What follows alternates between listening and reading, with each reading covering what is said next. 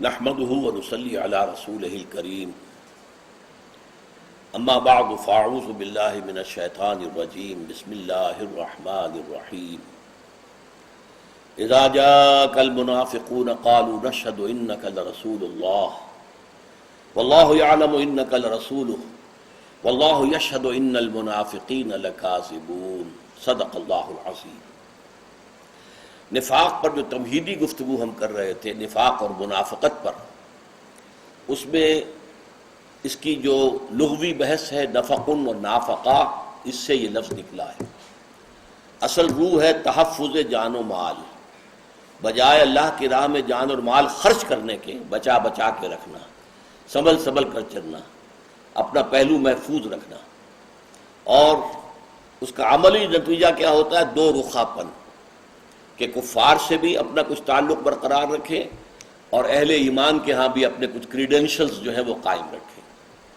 پھر یہ کہ منافقت سے اپنے آپ کو محفوظ سمجھتا ہے صرف منافق، اور نفاق کا خطرہ اپنے بارے میں محسوس کرتا ہے صرف مومن، جس کی دو مثالیں حضرت عمر فاروق رضی اللہ تعالی عنہ سے، بلکہ یہ کہ یہ حدیث جو ہے حضرت عمر والی حضرت ام سلمہ رضی اللہ تعالی عنہ جو حضور کی زوجہ محترمہ تھی، ان سے بھی مروی ہے کہ ان کو بھی حضور نے وہ راز بتا دیا تھا، تو حضرت عمر نے ان سے بھی پوچھا تھا کہ میں آپ کو اللہ کی قسم دے کر پوچھتا ہوں کہیں میرا نام تو ان میں نہیں تھا؟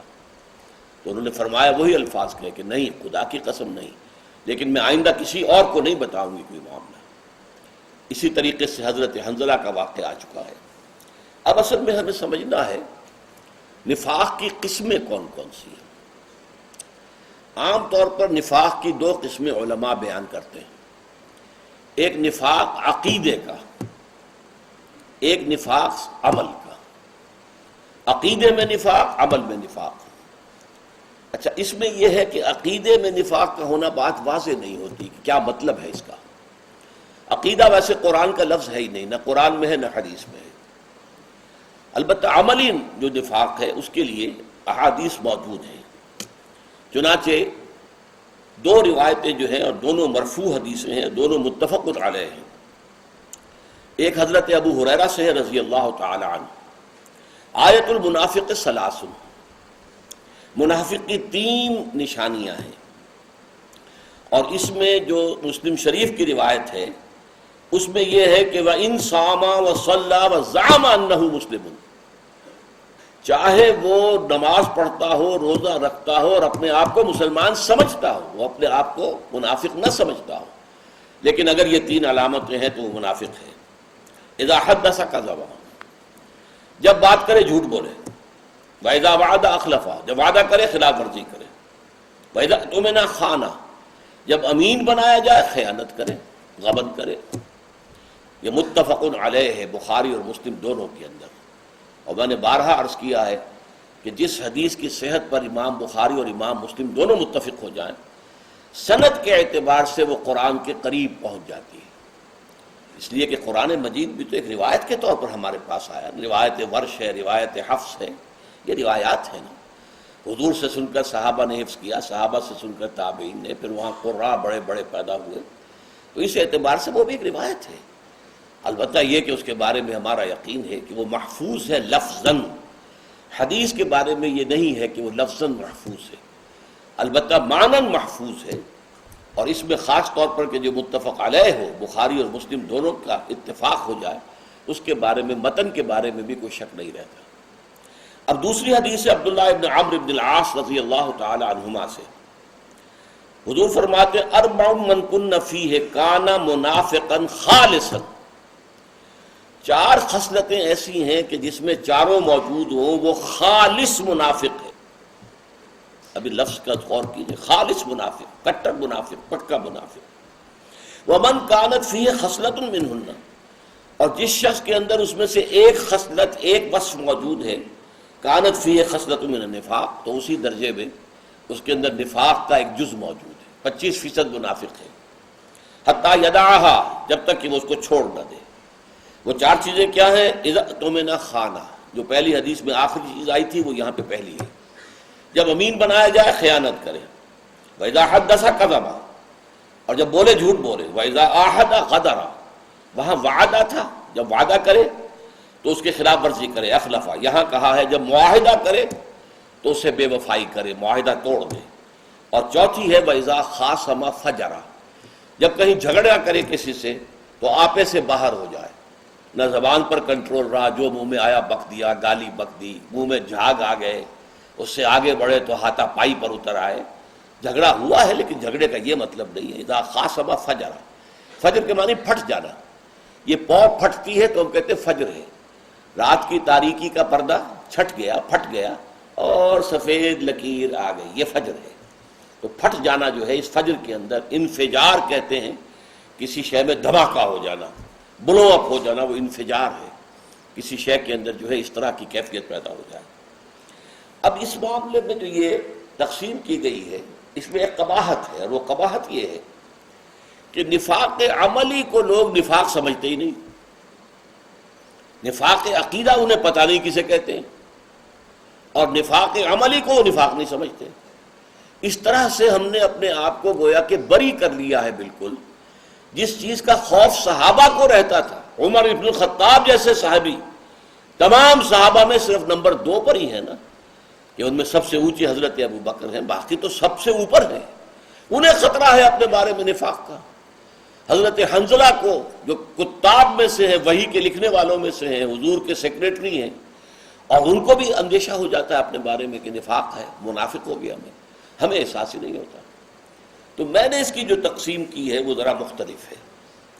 وہ یہ ہے کہ ایک ہے شعوری نفاق اور ایک ہے غیر شعوری نفاق. شعوری نفاق یہ ہے کہ ایک شخص کو خود معلوم ہو کہ میں منافق ہوں، جانتا ہوں کہ میں نے تو جان بوجھ کر اسلام کا لبادہ اوڑھا ہے، میں مسلمان ہوئی نہیں، میں نے اسلام قبول ہی نہیں کیا. اب اس کی ایک مثال قرآن میں ہے، بڑی اہم مثال ہے. یہ سورہ آل عمران کی آیت نمبر 73 ہے. وَقَالَتْ طَائِفَةٌ مِّنْ أَهْلِ الْكِتَابِ آمِنُوا بِالَّذِي أُنزِلَ عَلَى الَّذِينَ آمَنُوا وَجْهَ النَّهَارِ وَاكْفُرُوا آخِرَهُ لَعَلَّهُمْ يَرْجِعُونَ. یہودیوں کے ایک جماعت نے ایک سازش کی کہ ایسا کرو، یہ جو ایمان کا، اسلام کا، اس کی جو ساکھ بن گئی ہے کہ جو ایک دفعہ یہ شربت چکھ لیتا ہے پھر وہ واپس آتا ہی نہیں، کسی طریقے سے بھی وہ واپس اپنے دین کی طرف نہیں لوٹتا. جیسا کچھ ہوتا رہا مکے کے اندر، کیسی پرسیکیوشن ہوئی ہے، ٹارچر ہوا ہے، کوئی واپس نہیں گیا، ایک بھی نہیں گیا. تو اس کو توڑنے کے لیے یہ جو ان کا ایک ساکھ بن گئی ہے اس کو ختم کرنے کا ایک طریقہ ہے. صبح کے وقت ایمان کا اعلان کرو، ہم ایمان لے آئے، واقعی دین محمد کا بہت اچھا ہے، واقعی بات سمجھ میں آ گئی ہے، اور سارا دن حضور کی صحبت میں گزارو. شام کو پھر کافر ہو جاؤ، دیکھ لیا جی، جا کے قریب جا کے دیکھ لیا، کچھ نہیں ہے، دور کے ڈھول سہانے ہیں، کچھ بھی نہیں ہے. اس سے کیا ہوگا؟ کچھ نہ کچھ کمزور ایمان والے لوگوں پر اثر پڑے گا. یہ یہودی علماء تھے، آئے تھے، بڑے ذوق و شوق سے آئے تھے، بڑی تعریفیں کرتے ہوئے آئے تھے، اور بڑے مخلص معلوم ہوتے تھے، یہ سارا دن رہے ہیں، بھائی کچھ تو دیکھا ہوگا نا. یہ شیطان کا وسوسہ اس کے اندر پیدا کرنے کا انہیں موقع ملتا ہے. کوئی برائی تو دیکھی ہوگی نا، کوئی شے تو ان کے علم میں آئی ہے جس کی وجہ سے یہ چھوڑ کر چلے گئے. تو اس کے نتیجے میں وہ ہوا خیزی، ہوا کا اکھڑ جانا جو ہے یہ ان کے پیش نظر تھا. اب ظاہر بات ہے کہ یہ شخص جو ہے، یہ لوگ جو ہیں، یہ فرض کیجئے 8 گھنٹے مسلمان رہے، لیکن اسلام تو 1 منٹ کے لیے نہیں انہوں نے اختیار کیا. وہ داخل بھی ہوئے ہیں، ہم دخلوا بالکفر، وہ داخل بھی ہوئے ہیں تو کفر کے ساتھ، نکلے بھی ہیں تو کفر کے ساتھ، رہے بھی ہیں تو کفر کے ساتھ، اور انہیں معلوم ہے کہ ہم کافر ہیں، ہم نے تو ایمان جو ہے قبول کیا ہی نہیں ہے، تو دھوکے کے لیے ہم نے صرف جو ہے اوپر ایک لباس ہم نے اوڑھ لیا ہے لوگوں کو دھوکہ دینے کے لیے. یہیں سے میں سوچتا ہوں کہ ایک اہم نقطہ آپ کی سمجھ میں آ جائے گا. اسلامی ریاست میں مرتد کی سزا قتل کیوں ہے؟ اسی لیے ہے کہ اس سازش کا سد باب کر دیا جائے. جو اسلام میں آتا ہے سوچ سمجھ کر آئے، یہاں سے باہر نکلنے کا پھر راستہ نہیں ہے، گردن اڑا دی جائے گی، یا پھر ملک چھوڑ کے بھاگ جانا، یہ دوسری بات ہے. لیکن یہ کہ قتل مرتد کی سزا کی حکمت یہ ہے کیونکہ اسلامی ریاست کی بنیاد ہے ایمان پر، اسلام پر. وہ ٹیریٹوریل اسٹیٹ نہیں ہے، نیشنل اسٹیٹ نہیں ہے کہ ایک حدود کے اندر، جغرافیائی حد کے اندر رہنے والے سب لوگ اس کے شہری ہیں، وہ ہندو ہوں، مسلمان ہوں، وہ سکھ ہوں، عیسائی ہوں، پارسی ہوں، کچھ بھی ہوں، یہودی ہوں. نہیں، یہ اسلامی ریاست اسلام پر قائم ہے. اور اسلام کے خلاف سازش کا بہترین ذریعہ یہ ہے ایک بڑی رفتار میں لوگ بڑی مقدار میں ایمان لائیں مرتد ہو جائیں، ایمان لائیں مرتد ہو جائیں، ایمان لائیں مرتد ہو جائے، تو عوام کے اندر ایک ہوا خیزی ہو جائے گی. اسلام کی جو کریڈیبلٹی ہے اس کو نقصان پہنچے گا، اور جب اسلام کو نقصان پہنچے گا تو ریاست جو ہے اس کی کمزوری ہے، ضعف اس کا ہے. اس لیے کہ ریاست کی بنیاد اسلام ہے. اس لیے اسلام میں مرتد کی سزا قتل ہے. یہ یہاں سے ایک ثانوی نقطے کے طور پر بات سمجھ لیجیے. اچھا، اب اسی کی میں آپ کو ایک مثال دیتا ہوں. عہد حاضر میں آپ نے اخبار میں یہ خبریں پڑھی ہوں گی کہ کوئی ہندو جاسوس بن کر پاکستان میں آیا، ظاہر بات ہے ختنہ کرا کے آیا، نماز یاد کر کے آیا، مسلمانوں کا سہولیہ بنا کے آیا، اور ایسا بھی ہوا ہے کہ سرحدی گاؤں میں وہ امام مسجد رہا، کئی سال تک امام مسجد رہا. بعد میں معلوم ہوا بدبخت وہ تو جاسوس تھا، اس نے یہ سارا لبادہ اوڑھا ہوا تھا. اب ظاہر بات ہے جتنے سال بھی وہ رہا لوگوں نے تو اسے مسلمان سمجھا، اس کے پیچھے نمازیں پڑھی ہیں، تیار ہو کے آیا نا اس کام کے لیے. اور وہ جو ہے وہ پہلے اول روز سے کافر ہے، کافر ہی رہا ہے، کافر ہی گیا ہے، پکڑا گیا ہے یا سزا ہوئی ہے یا واپس چلا گیا ہے، بھاگ گیا ہے، تو کفر ہی کے ساتھ داخل ہوا تھا، کفر ہی کے ساتھ نکل گیا. یہ جانتا ہے کہ میں مسلمان نہیں ہوں، میں نے تو یہ بہروپ رچایا ہوا ہے. یہ ہے شعوری نفاق کہ ایک انسان ظاہر کر رہا ہے اپنے آپ کو مسلمان اور مومن، حقیقت میں وہ خود بھی جانتا ہے کہ نہ وہ مسلمان ہے نہ مومن ہے، بلکہ وہ تو یہ ڈرامہ رچائے ہوئے. یہ ہے شعوری نفاق. اچھا، یہ حضور کے دور میں بہت کم تھا. یہ جیسا کہ میں نے بتایا خاص سازش کے طور پر تو تھا، لیکن حضور کے دور میں جو عام نفاق ہے وہ غیر شعوری نفاق ہے. وہ غیر شعوری نفاق کی تھوڑی سی وضاحت میں نے پچھلی نشست میں کی تھی کہ کسی بھی انقلابی دعوت اور تحریک کے ساتھ جو لوگ آتے ہیں وہ ظاہر بات ہے کہ دو ایکسٹریمز پر تو ہوتے ہی ہیں، کچھ بین بین بھی ہوتے ہیں. ایک تو وہ ہوتے ہیں عزیمت والے، ہمت والے، جن کا ظاہر و باطن ایک ہے، جو جس چیز کو قبول کرتے ہیں تن من دھن قربان کرنے کے لیے تیار رہتے ہیں. Total identification. اب ہر چہ باد آباد ماں کشتی در آب انداختے، تو ان کے لیے تو جب مشکلات آتی ہیں تو ان کے ایمان میں اور اضافہ ہوتا ہے، زادتہم ایمانا، اور ان کے اندر جو ہے اور استقامت پیدا ہوتی ہے، ان کا اللہ کے ساتھ لگاؤ اور بڑھ جاتا ہے، محبت اور بڑھ جاتی ہے. لیکن دوسری قسم کے لوگ دوسری انتہا پر وہ ہیں کمزور لوگ، ضعیف الارادہ، جن کے اندر استقامت نہیں ہے. ایمان اچھا لگا، جیسے میں نے کہا مارکسزم اچھا لگا فلسفہ، کمیونسٹ ہو گئے، قربانی کا وقت آیا تو پیچھے ہٹے. اسی طرح ایمان اچھا لگا کہ ہاں بات تو ٹھیک ہے، دل گواہی دے رہا ہے، دل نے تو گواہی دے دی، زبان سے بھی گواہی دے دی اشہد ان لا الہ الا اللہ واشہد ان محمد رسول اللہ. لیکن اب آئی آزمائشیں، اب آئی تکلیفیں، تو اب تزلزل ہو گیا، پاؤں جو ہے وہ کانپنے لگے، ٹانگیں کانپنے لگی. اور اس سے یہ ہے کہ کچھ رفتہ رفتہ، خاص طور پر جب جہاد اور قتال، خرچ کرو اللہ کی راہ میں، مال بہت محبوب ہے انسان کو، اور لاؤ اللہ کی راہ میں، نکلو جہاد کے لیے، قتال کے لیے. اب ظاہر بات ہے جو جنگ کے لیے نکلتا ہے اس نے جان تو گویا کہ ہتھیلی پر رکھ لی ہے، اب تو واپس آ گیا تو بونس ہے، ورنہ یہ کہ جنگ میں جانے کا مطلب یہی ہے کہ آپ اپنی جان دینے کو تیار ہیں. جب ایسے امتحان آتے ہیں تو وہ پسپائی اختیار کرتے ہیں. اب یہ پسپائی جو ہے، اس لفظ کو اچھی طرح نوٹ کر لیں، پسپائی، پاؤں کا پیچھے ہٹنا، یہ پسپائی ہے. اس پسپائی کے درجے ہیں. پہلا درجہ تو یہ ہے کہ پسپائی ہوئی، دل نے بھی کہا تم نے برا کیا، غلط کیا، تمہیں چاہیے تھا کہ ایمان کا تقاضا پورا کرتے، اللہ کی راہ میں خرچ کرتے، اللہ کی راہ میں جہاد کرتے. پھر انہوں نے جا کر حضور کے سامنے اعتراف بھی کر لیا، حضور ہم سے غلطی ہوئی ہے، خامی ہوئی ہے، آپ بھی استغفار کریں ہمارے لیے، اور یہ کہ ہم بھی اللہ کی جناب میں توبہ کرتے ہیں. اس کو ہم نفاق نہیں کہیں گے، یہ ضعف ایمان ہے. ضعف ایمان بڑے بڑے صاحب ایمان پر بھی وقتی طور پر آ سکتا ہے۔ حضرت حاتب ابن ابی بلتعہ جو کہ بدری صحابہ میں سے ہیں، وہ ضعف ایمان کی کیفیت ان پر آئی اور فتح مکہ سے قبل انہوں نے ایک خط لکھ دیا قریش کو اطلاع دینے کے لیے، حضور کا راز فاش کرنے کے لیے کہ حضور اب حملہ آور ہونے والے ہیں۔ یہ جرم ایسا تھا کہ حضرت عمر نے حضور سے عرض کیا کہ مجھے اجازت دیجیے میں اس کی گردن مار دوں۔ حضور نے فرمایا نہیں عمر، تم جانتے نہیں یہ بدری ہے، اور بدر میں جو لوگ شریک تھے اللہ تعالیٰ ان کے اگلے پچھلے سارے گناہ معاف کر چکا ہے۔ لیکن ایسے شخص سے بھی غلطی ہو گئی۔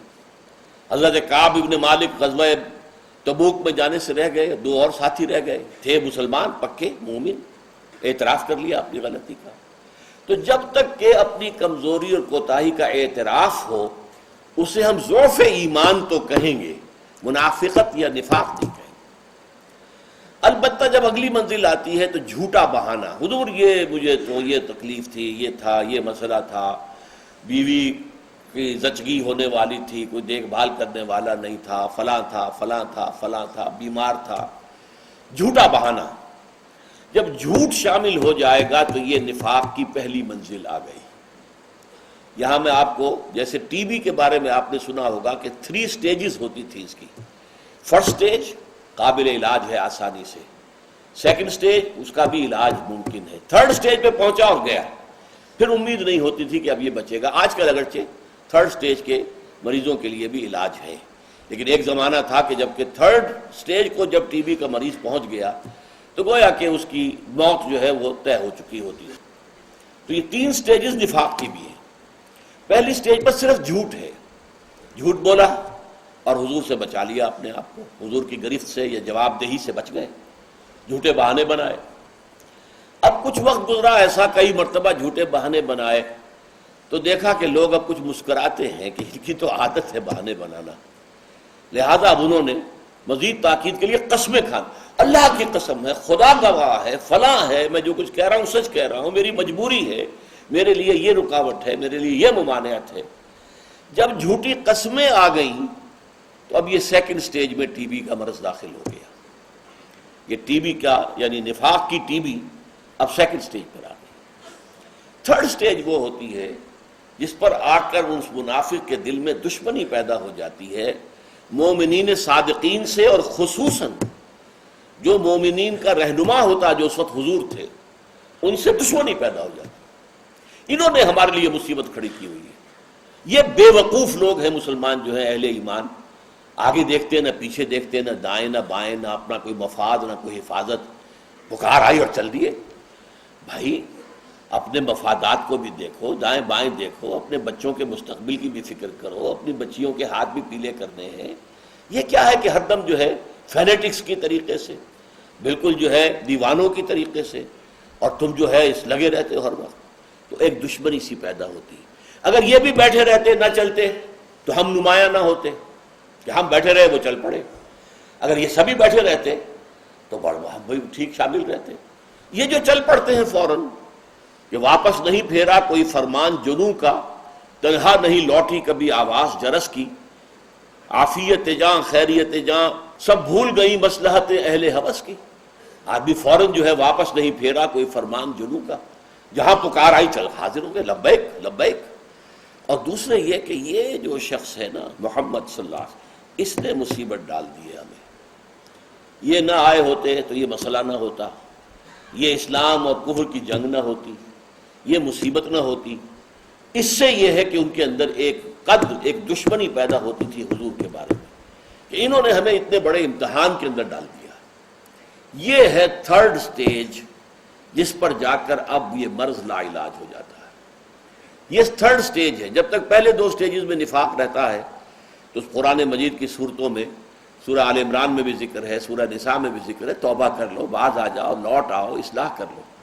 لیکن تھرڈ سٹیج پر پہنچے ہوئے لوگوں کا ذکر ہے کہ جو سورہ توبہ کے اندر ہے، اور سورہ منافقون میں ان تینوں سٹیجز کا ذکر ہے جب ہم پڑھیں گے انشاءاللہ تعالی، کہ یہاں کے لوگوں کے لیے پھر اب نو پوائنٹ آف نو ریٹرن جسے کہتے ہیں انگریزی میں، کہ ایک کیفیت میں آپ اتنے بڑھتے چلے گئے، اتنے بڑھتے چلے گئے، اتنے بڑھتے چلے گئے کہ اب آپ لوٹ ہی نہیں سکتے، پوائنٹ آف نو ریٹرن، اب وہاں سے واپسی ممکن ہی نہیں۔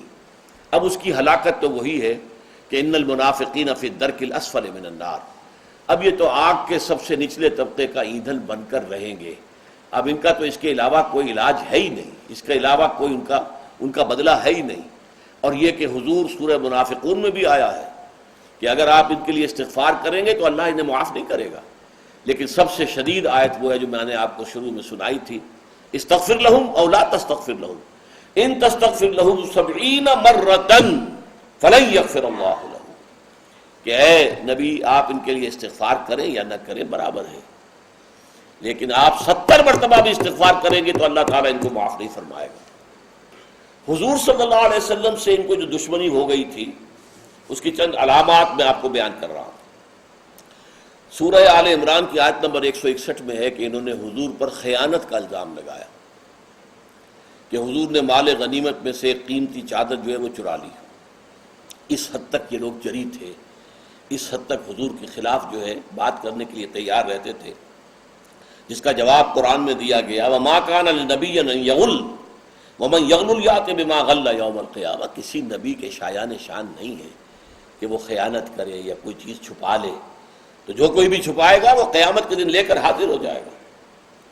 اسی طرح سورہ توبہ کی آیت نمبر 61 ہے وَمِنْهُمُ الَّذِينَ يُؤْذُونَ النَّبِيَّ وَيَقُولُونَ هُوَ أُذُنٌ، ان میں سے وہ لوگ بھی ہیں جو نبی کو ایذا پہنچاتے ہیں، تکلیف پہنچاتے ہیں، اسی کا ذکر سورہ احزاب میں بھی ہے، اور کہتے ہیں وہ تو نرے کان ہیں، کان جو ڈال دو ان کے کان میں مان لیتے ہیں۔ میں جھوٹا بہانہ بنا کے آیا، مان لیا، انہیں پتہ ہی نہیں چلا کہ میں جھوٹ بول رہا ہوں۔ تو یہ تو عام انسان ہے، بس کان ہی کان ہے، سننا جانتے، دماغ جو ہے ان کا جس اپر سٹوری از ویکنٹ، دماغ نہیں ہے کہ سمجھ سکیں کہ یہ جھوٹ ہے یا سچ ہے۔ حالانکہ حضور جانتے تھے کہ وہ جھوٹ بول رہے ہیں، لیکن حضور کی شرافت اور مروت اس کی بنا پر آپ ان کے عذر کو تسلیم کر لیتے تھے، جب تک کہ آخری وقت نہیں آیا جب کہ قرآن میں حکم ہو گیا۔ یہ سورہ تحریم میں آیت آئی ہے اور سورہ توبہ میں آئی ہے، یا ایھا النبی جاہد الکفار والمنافقین واغلظ علیہم، اے نبی آپ جہاد کیجئے کفار سے بھی اور منافقین سے بھی، اور ان پر سختی کیجئے، واغلظ علیہم، سختی کیجئے، نرمی نہ کیجئے۔ اس سے پہلے حضور نرمی فرماتے تھے اپنی مروت، اپنی شرافت میں، جو جس نے آ کر کہا اچھا بھائی ٹھیک ہے، یہ میری والدہ بھی، اچھا ٹھیک ہے جاؤ، میرا فلاں معاملہ ہے، میری یہ عذر ہے، جاؤ ٹھیک ہے۔ آپ کا یہ تھا، آپ کی طبیعت کے اندر نرمی، مودت، رافت، شفقت یہ تھی۔ جھوٹے کو جھوٹا کہنا بھی حضور کو گوارا نہیں تھا، جیسے کہ حضرت مسیح کے بارے میں آتا ہے کہ آپ نے ایک شخص کو دیکھا اپنی آنکھ سے کہ وہ چوری کر رہا ہے، جا کر اس سے کہا تم چوری کر رہے ہو؟ نہیں، میں چوری کہاں کی ہے؟ اچھا بھائی میری آنکھ نے دھوکہ کھایا ہوگا، میری آنکھ نے غلط دیکھا ہوگا۔ یہ ایک انداز ہوتا ہے اس شخص کا کہ جس کا تعلق اللہ کے ساتھ ہوتا ہے، سینہ اس کا بہت کشادہ ہوتا ہے۔ تو اسی طریقے سے سورہ احزاب میں فرمایا ان الذین یؤذون اللہ ورسولہ لعنہم اللہ فی الدنیا والآخرہ، اور یہ کہ جو لوگ اللہ اور اس کے رسول کو ایذا پہنچاتے ہیں، رسول کو ایذا اللہ کو ایذا ہے، اللہ تعالیٰ نے ان کے لیے دنیا اور آخرت میں لعنت لکھ دی ہے۔ پھر آپ کو معلوم ہے حضرت عائشہ رضی اللہ تعالی عنہا پر تہمت لگانے والا جو منافقوں کا سردار تھا عبداللہ ابن ابی، لیکن حضور کی شفقت دیکھیے، کیونکہ اس عبداللہ ابن ابی کا بیٹا عبداللہ ابن عبداللہ مومن صادق تھا، نیک تھا، تو اس نے آ کر جب اپنے باپ کے انتقال پر کہا حضور میرے باپ کا انتقال ہو گیا، آپ اپنا کرتا دے دیجئے کہ میں اس میں کفن دوں۔ حضور نے اپنا کرتا اتار کے دے دیا۔ حضرت عمر نے عرض کیا یا رسول اللہ یہ آپ کیا کر رہے ہیں، وہ منافق ہے، بدماش، اسے آپ اپنا کرتا دے رہے ہیں۔ فرمایا عمر میرا کرتا اسے عذاب الہی سے بچا نہیں سکتا، جو سزا ملنی ہے وہ تو ملے گی، لیکن یہ کہ میرے ایک مخلص ساتھی نے، ایک نوجوان نے جو مخلص مومن ہے، ایک خواہش ظاہر کی ہے، ایک استدعا کی ہے، میں اس کا ہاتھ کیسے لوٹا دوں خالی؟ تو آپ نے وہ جو ہے کرتا اپنا دے دیا۔ اسی طریقے سے یہ سورہ منافقون میں ہم پڑھیں گے کہ وہ کہتے تھے کہ اے لوگو، اے انصار مدینہ، ان مفلسوں کلاشوں پر خرچ مت کرو، یہ مہاجرین آ کر یہاں بیٹھے تمہارے ٹکڑوں پر پل رہے ہیں، بڑا انہیں اللہ اور رسول یاد ہے، اگر تم ان پر خرچ نہ کرو، انہیں کھانے کو نہ ملے تو یہ سب لنفضوا من حولک، یہ سب کے سب جو ہیں چلے جائیں گے، منتشر ہو جائیں گے، یہاں پہ کوئی نہیں رہے گا، یہ سب دودھ پینے والے عاشق ہیں. یہ الفاظ کہتے تھے عام مسلمانوں کے بارے میں. اور یہ بھی الفاظ اسی میں آ جائیں گے اسی سورہ مبارکہ میں کہ اگر ہم مدینے اب پہنچ گئے، غزوہ بنی عبد المستلق سے واپس آ رہے تھے تو وہاں وہ واقعہ ہوا تھا جو تفصیل سے آئے گا جب ہم سورت کا مطالعہ کریں گے. تو وہاں پہ اس نے کہا کہ اگر ہم پہنچ گئے مدینے تو وہاں سے عزت والے جو ہیں ہم ہیں، مالکان دہ رہنے والے تو مدینے کے ہم ہیں، یہ تو باہر سے آئے تھے لٹے پٹے ہوئے مفلوق الحال بھوکے، ہم نے انہیں پناہ دی.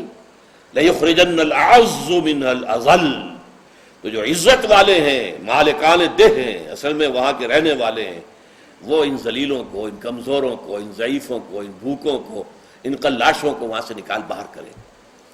یہ ہے تیسری سٹیج منافقت کے مرض کی، جس کے بعد جیسا کہ میں نے عرض کیا وہ پوائنٹ آف نو ریٹرن آ جاتا ہے، جس کے بعد کوئی ان کا واپسی کا امکان نہیں. پھر وہ رسول کی شفاعت سے محروم، اللہ کی مغفرت سے محروم، اور جہنم کے سب سے نچلے طبقے کا ایندھن بنے گی. اب ایک آخری بات نوٹ کر لیجئے کہ نفاق اور منافقت اور نفاق کی علامات اور نفاق کی سختیاں، اس کا ذکر بہت تفصیل سے جو ہوا ہے طویل صورتوں میں، وہ سورہ نساء ہے اور سورہ توبہ ہے. لیکن جیسا کہ میں نے بتایا تھا حصہ دوم کا مطالعہ کرتے ہوئے کہ ایمان کے مباحث تفصیلاً آپ کو ملتے ہیں مکی صورتوں میں، لیکن ان مدنی صورتوں میں یہ 10 صورتوں کا جو گلدستہ ہے، 2 رکوع کی 18 آیات کے اندر ایمان کے بارے میں سارے اہم موضوع جمع کر دیے گئے، گویا خلاصہ نکال دیا گیا لمبی طویل مکی صورتوں کا. اسی طرح سورہ نساء، سورہ مائدہ، سورہ احزاب، ان سب کے اندر سورہ محمد صلی اللہ علیہ وسلم، اس میں جو منافقین کے بارے میں بحثیں آئی ہیں ان سب کا خلاصہ 11 آیات جو ہیں، جیسے 11 آیات سورہ جمعہ کی تھیں، 11 آیات جو ہیں اس سورہ منافقون کی کامل ہیں. ابھی تو بلکہ میں نے ایک حصے کے بارے میں اشارہ کیا بھی نہیں کہ پہلے رکوع میں 8 میں یہ مرض کیا ہے، اس کی علامات کیا ہے، اس کا پروگنوسس کیا ہے، اس کا انجام کیا ہے، یہ ساری باتیں 8 آیت. پھر اس کا علاج کیا ہے، یہ دوسرے رکوع کی 3 آیات میں ہیں جو انشاءاللہ اگلی نشست میں پڑھیں گے. بارک اللہ لی ولکم فی القرآن العظیم ونفعنی وإیاکم بالآیات والذکر الحکیم.